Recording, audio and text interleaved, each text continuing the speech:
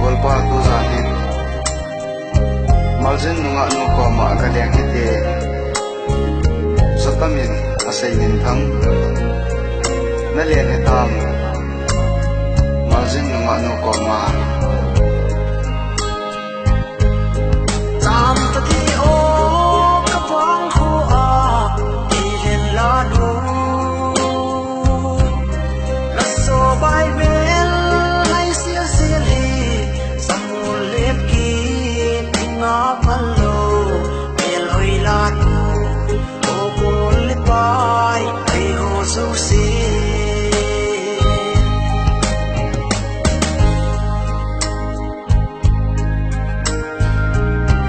Kahin dangi, na hay la nu, na pin na chun na zo ten, sa na tuya na hinsil na muham, ibang loma na niya hoy. Loma bel hui ding bi ikit lan tem marzin lunga ka ti lin pe alung sit in angai pe e tam ka ti o ka pang khu a ti len la nu la so bai bel lai sia sia li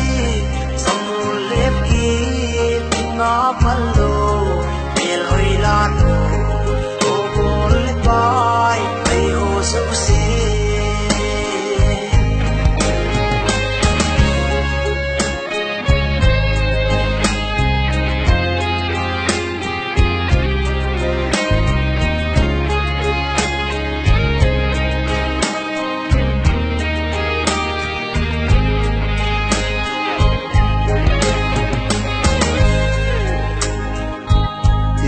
Leo mẹ hay là nu tin ông lẽ kỹ hình mẹ buồn hầm cặp hal thấy bôi ô là nu